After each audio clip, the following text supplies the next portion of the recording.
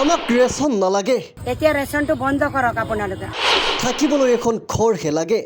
Main এটা হ'বলৈ কাৰণে আপোনালোকে বা থাকিবলৈ স্থায়ী এডোখৰ তাৰমানে হেৰি কৰিব পৰাকৈ পাৰিলে ৩-৪ খিলামান দি দিয়ক। 4 খিলাকে টিং যদিও দিব পাৰে সেইটো তেওঁলোকৰ কাৰণে যথেষ্ট। কাঁহী বাতি ৰেচন অনাটো বন্ধ কৰক। নেপালী খুঁটিৰ বানাক্ৰান্তৰ কাতৰ আহ্বান।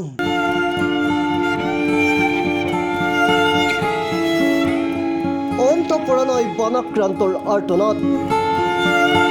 কৰবাত যদি নাই ভোকৰ ভাত, কৰবাত নাই পিয়াহৰ পানী।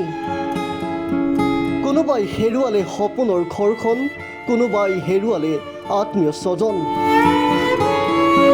এই আৰ্তনাদৰ মাজতেই নেপালী খুঁটিৰ বানাক্ৰান্তৰ কাতৰ আহ্বান, আমাক এতিয়া ৰেচন নালাগে,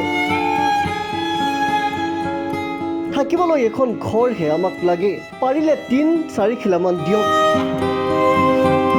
কাঁহী বাতি ৰেচন অনাটো এতিয়া বন্ধ কৰিবলৈ সাহায্যদাতা কাতৰ আহ্বান বানাক্ৰান্তৰ। নেপালী খুঁটিত বান বিধ্বস্ত হোৱাৰ পিছত বিভিন্নজনে বান সাহায্য প্ৰদান কৰিছে ঠিকেই, কিন্তু ৩ মাহৰ বাবে ৰেচনৰ সামগ্ৰী তেওঁলোকে পোৱাৰ পিছতো এতিয়াও যেন তেওঁলোকৰ অভাৱ আঁতৰা নাই। থাকিবলৈ এখন ঘৰৰ অভাৱত চিৎকাৰ কৰি আছে বান বিধ্বস্ত নেপালী খুঁটিৰ বানাক্ৰান্ত জনতাই। চাওক অন কেমেৰা কিদৰে বানাক্ৰান্তই এখন ঘৰৰ বাবে টিন বিচাৰি কৰিলে আহ্বান। আমাৰ নেপালী বস্তুটোৱে মানুহবোৰে হেৰি কৰিছে সেইটো নহয়, কাৰণ বহুত জাতিৰ মানুহে ইয়াত হেৰি আছে, কিন্তু আমাৰ যিটো গাঁৱত অনিষ্ট হৈছে সেইটোতকৈ অধিক তাৰমানে বেলেগে অৰ্জন কৰিছে। যিকোনো বস্তু তাৰমানে আপোনালোকে পাৰিলে লাগিলে 1 টকাই সহায় কৰক, লাগিলে 2 টকাই কৰক, 1 খিলা টিং পাতে দিয়ক।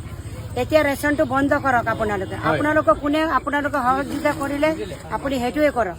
ধৰি লওক কাৰোবাৰ ঘৰত আপুনি 4 খিলাকে টিং যদিও দিব পাৰে সেইটো তেওঁলোকৰ কাৰণে যথেষ্ট, হয় নে কওক?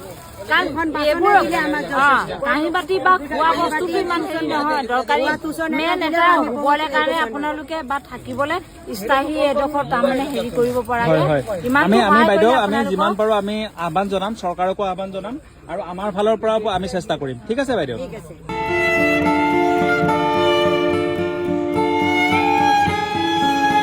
নিউজ ডেস্ক ৰিপোৰ্ট, লেংডন বাতৰি।